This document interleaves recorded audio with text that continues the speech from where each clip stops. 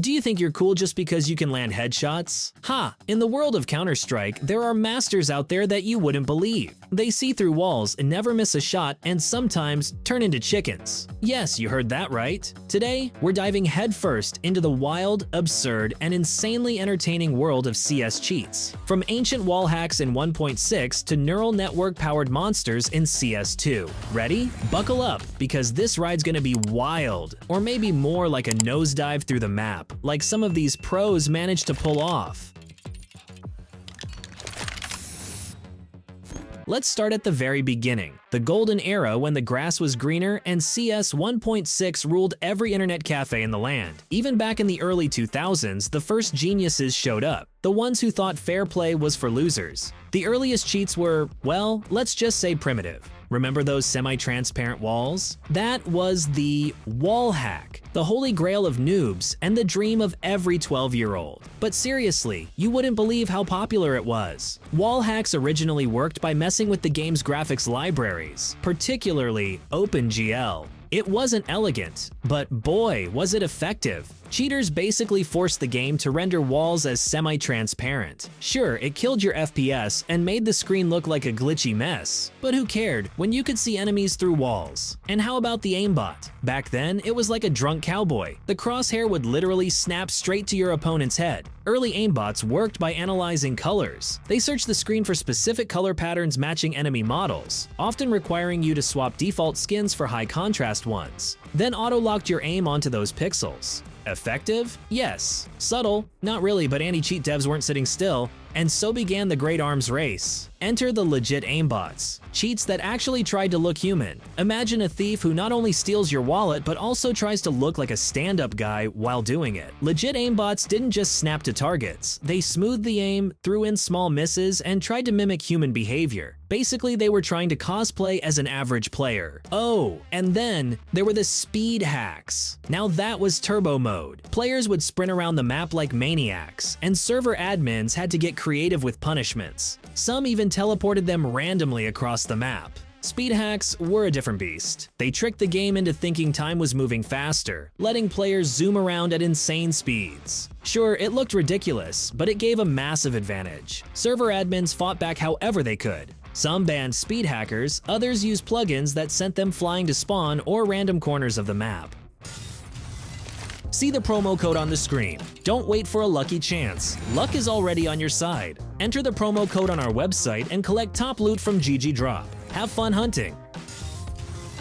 And then there was the spinbot. Now that was a show. Some poor soul just stands there, spinning like a fidget spinner on crack. But hey, the aimbot's still doing its job, every shot lands. Spinbot was easily one of the most hilarious cheats ever made. The player would spin wildly around their own axis, making themselves almost impossible to hit with normal bullets. And while this human tornado whirled around the map, the aimbot kept locking onto targets, turning the cheater into a literal spinning death machine. It looked ridiculous. But damn, it worked. But the juiciest stuff? Scripts. Yep. People were writing scripts that turned an AWP into a freaking machine gun. No reloading. Quick switching to knife and back so fast it was like a magic trick. And of course, we can't forget scripts. CS 1.6 allowed players to automate certain actions using script commands. There were scripts for bunny hopping, for auto fire, and for lightning fast weapon swaps. Some were so clever they let you fire the AWP without ever having to reload, just by rapidly switching weapons back and forth with perfect timing. True artistry, if you're into cheating, that is. Time passed, Counter-Strike evolved, and cheats did too. With CS Source and then Global Offensive came VAC, Valve Anti-Cheat. This system was supposed to be every cheater's worst nightmare, but mostly it just became a meme.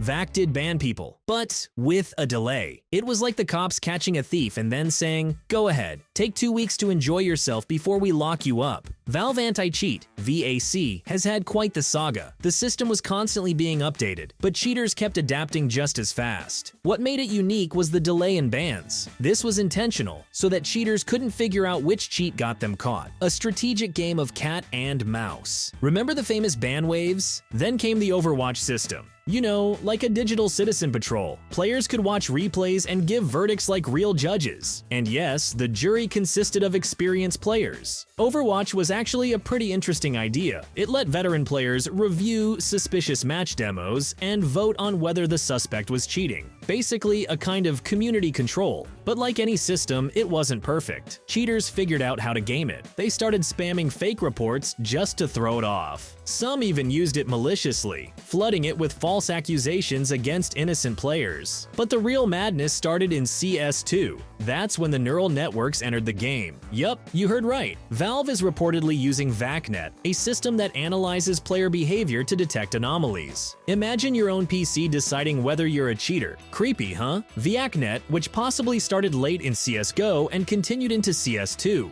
uses machine learning to analyze massive amounts of player data and detect unusual behavior that might suggest cheating. It's a huge leap forward in the fight against cheaters. But of course, cheaters didn't give up. They fired back with AI-based cheats. Neural nets versus neural nets. This isn't just a game anymore. It's full-on cyberpunk. These cheats can aim more smoothly, mimic real human reaction time, predict movement. They're harder to detect because they still look legit. It's like fighting an invisible enemy who's also smarter than you. And you know what's wild? All of this. It's not just about technology. It's about psychology. Why do people cheat anyway? For easy wins? To feel superior? Just because they're bored? The psychology behind cheating is a whole topic in itself. Some use cheats to make up for their lack of skill. Others just want to dominate and flex. And some, believe it or not, do it for fun or to study how others react. But let's not forget the dark side, the scandals, the ruined careers, the shattered matches. Remember KQLY, a professional player banned for cheating during a tournament, or Gabe CS2, the streamer who accidentally turned on an aimbot live on stream and got caught red-handed. These aren't just funny stories, they're real reminders of what cheating can lead to. Cheating in esports is a serious problem. It destroys careers, undermines trust in competitions, and damages the reputation of entire games. Want a shocking fact? Here you go. One user managed to get banned on 500 accounts. 500, Carl. That's a whole army of cheaters. And then there was another guy who somehow managed to rack up 127 reports in just one match. Funny and absurd stories about cheaters are also a part of Counter-Strike's long, weird, and colorful history. From players turning into chickens to weirdos doing knife dances after every kill, cheaters will always find new ways to either win or just goof around. And did you know that some cheat developers literally pay taxes on their cheating income? Yeah, for real. Their business turns over more than $30 million.